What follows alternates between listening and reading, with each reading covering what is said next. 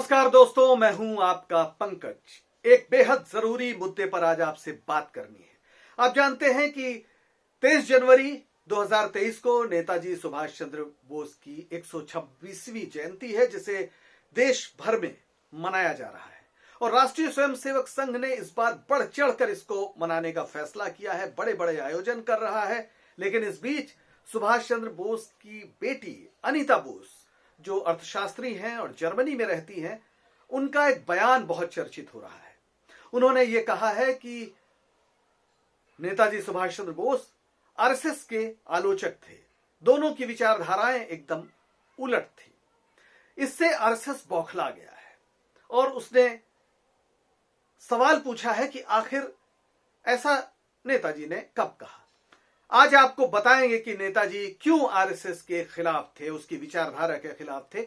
लेकिन पहले अनीता बोस का एक बयान सुन लीजिए उनके मुंह से, जो उन्होंने 2 साल पहले लगभग यही बात कहते हुए दिया था। एनडीटीवी से बात की थी, ये उसका टुकड़ा है। उस समय भी बार बार नेताजी सुभाष चंद्र बोस की विरासत को हड़पने की कोशिश आरएसएस की ओर से जो हो रही थी, उसका उन्होंने प्रतिवाद किया था। इसको सुनिए। Netaji, I have to start with that, was a very devout man. He was a devout Hindu, but he was certainly in favor of a secular state, and as far as his own personal attitudes were concerned, he had great respect and tolerance for all other religions. And he was a man of moral values and integrity.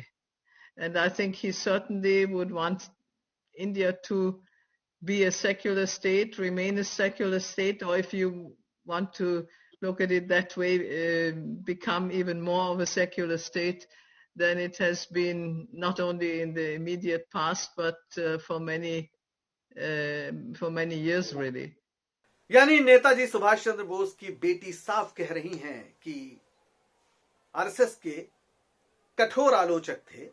वो एक हिंदू थे, लेकिन वो चाहते थे कि सभी धर्म के लोग मिलजुल कर भारत में रहें, भारत एक सेकुलर देश रहे।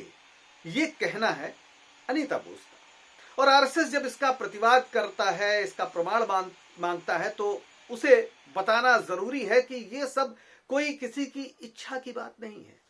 ये सारी बातें नेताजी सुभाष चंद्र बोस के अपने लिखे पढ़े में शामिल है। अगर आप नेताजी का संपूर्ण वांग्मय जो भारत सरकार ने प्रकाशित किया है उसको पढ़ते हैं, तो आपको वो सब कुछ मिलेगा, जिससे पता चलेगा कि भारतीय जनता पार्टी और आरएसएस आज इस देश में जो कर रहे हैं, नेताजी उसके सख्त खिलाफ थे। धर्म आधारित राजनीति के सख्त खिलाफ थे नेताजी। 12 मई 1940 को नेताजी ने बंगाल के झाड़ग्राम में एक भाषण दिया था, जो 14 मई को आनंद बाजार पत्रिका में छपा था। इसमें उन्होंने जो कहा, उससे जरा आप अंदाजा लगाइए कि आज भारत में क्या हो रहा है। उन्होंने कहा, हिंदू महासभा ने त्रिशूलधारी सन्यासी और सन्यासिनों को वोट मांगने के लिए जुटा दिया है। त्रिशूल और भगवा लबादा देखते ही हिंदू सम्मान में सिर झुका देते हैं। धर्म का फायदा उठाकर इसे अपवित्र करते हुए हिंदू महासभा ने राजनीति में प्रवेश किया है। सभी हिंदुओं का कर्तव्य है कि इसकी निंदा करें। ऐसे गद्दारों को राष्ट्रीय जीवन से निकाल फेंके, उनकी बात पर कान न दें। सुभाष बोस ने यह भाषण 12 मई 1940 को बंगाल के झाड़ग्राम में दिया, जो 14 मई को आनंद बाजार पत्रिका में छपा था। उनकी बातों पर कान न दें, उन्हें राष्ट्रीय जीवन से उखाड़ फेंकें। यानी जो लोग धर्म का राजनीति में इस्तेमाल करते हैं। लेकिन भारतीय जनता पार्टी तमाम लोगों को जो साधु संतों के वेश में है, उन्हें विधानसभा, संसद कहां नहीं भेज रही है, हम सब जानते हैं। नेताजी सुभाष चंद्र बोस के सपनों का भारत कैसा होना था, इसको समझना हो तो आप नवंबर 1944 में नेताजी ने जो भाषण दिया था टोक्यो यूनिवर्सिटी के छात्रों और शिक्षकों के सामने, उससे जरा गुजरें। यह भाषण भारत की मूलभूत समस्याएं शीर्षक से प्रकाशित है। नेताजी वांग्मय में है। जिसे भारत सरकार के अपने प्रकाशन विभाग ने प्रकाशित किया है, यानी इसकी सत्यता पर कोई संदेह किसी को नहीं होना चाहिए। उसमें उन्होंने भारत की तमाम समस्याओं के बारे में अलग अलग बात की है। सबसे पहले धर्म के बारे में उन्होंने क्या कहा, ये जरा सुन लीजिए। भारत में कई धर्म हैं, अतः आजाद भारत की सरकार का रुख सभी धर्मों के प्रति पूरी तरह तटस्थ और निष्पक्ष होना चाहिए और उसे यह चुनाव प्रत्येक व्यक्ति पर छोड़ देना चाहिए कि वह किस धर्म को मानता है। शायद बहुत लोगों को यह सुनकर अजीब लगे, लेकिन नेताजी लोकतंत्र नहीं चाहते थे। वो चाहते थे भारत में अधिनायकवाद यानी तानाशाही। उन्होंने क्या कहा इस विषय में उस भाषण में, यानी टोक्यो यूनिवर्सिटी के भाषण में, आप खुद सुन लीजिए। हम इस निष्कर्ष पर पहुंच चुके हैं कि एक लोकतांत्रिक व्यवस्था के माध्यम से हम आजाद भारत की समस्याओं का समाधान नहीं कर सकते। इसलिए भारत में आधुनिक प्रगतिशील विचारधारा एक ऐसे राज्य के पक्ष में है जिसका स्वरूप अधिनायकवादी हो, जो आम जनता का सेवक हो, जो आम जनता के लिए काम करे और चंद अमीर व्यक्तियों का गुट ना हो। यानी भारत की समस्याओं का हल लोकतंत्र नहीं दे सकता है। फिलहाल तानाशाही चाहिए ताकि जो जनता के हित की योजनाएं हैं वो लागू की जा सके। अब जब सुभाष चंद्र बोस सांप्रदायिक एकता के इतने बड़े पक्षधर थे, तो आप अंदाजा लगा सकते हैं कि अगर वो तानाशाह बन पाते तो फिर आरएसएस पर बैन कभी हट नहीं पाता, आरएसएस पनप ही नहीं पाता। ऐसे किसी भी संगठन को वो पनपने की इजाजत नहीं दे सकते थे। उन्होंने 1938 में ही, जब वो कांग्रेस के अध्यक्ष थे और 1937 में उसके पहले सावरकर बन चुके थे हिंदू महासभा के अध्यक्ष, तो सुभाष चंद्र बोस ने जो पहला काम किया था कि हिंदू महासभा और मुस्लिम लीग दोनों के सदस्यों को कांग्रेस में घुसने की जो परंपरा थी उसको बंद कर दिया। यानी इन दोनों संगठनों के सदस्य कांग्रेस के सदस्य अब नहीं हो सकते थे। इससे आप अंदाजा लगाइए कि वो कितने सतर्क थे। उस समय सावरकर और मुस्लिम लीग जिस तरह अंग्रेजों के साथ खड़े थे, और इसको सुभाष चंद्र बोस ने कई जगह लिखा है कि ये अंग्रेजों का साथ दे रहे हैं, उससे वो बेहद खफा थे।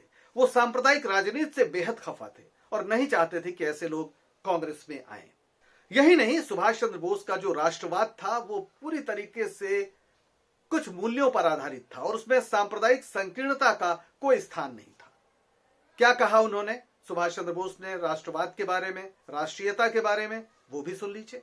सांप्रदायिकता तभी मिटेगी जब सांप्रदायिक मनोवृत्ति मिटेगी। इसलिए सांप्रदायिकता समाप्त करना उन सभी भारतीयों, मुसलमानों, सिखों, हिंदुओं, ईसाइयों आदि का काम है जो सांप्रदायिक दृष्टिकोण से ऊपर उठ गए हैं और जिन्होंने असली राष्ट्रवादी मनोवृत्ति विकसित कर ली है। जो राष्ट्रीय स्वतंत्रता के लिए युद्ध करते हैं, निसंदेह उनकी मनोवृत्ति असली राष्ट्रवादी होती है।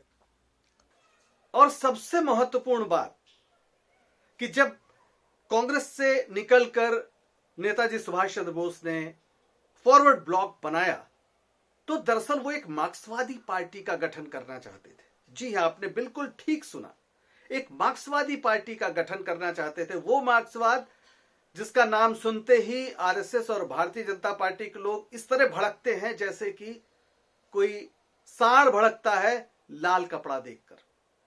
नेताजी सुभाष चंद्र बोस ने जो फॉरवर्ड ब्लॉक जो पत्रिका भी थी, उसमें एक हस्ताक्षरित संपादकीय लिखा और उसमें जो लिखा वो जरा सुन लीजिए, वो क्या कहते हैं।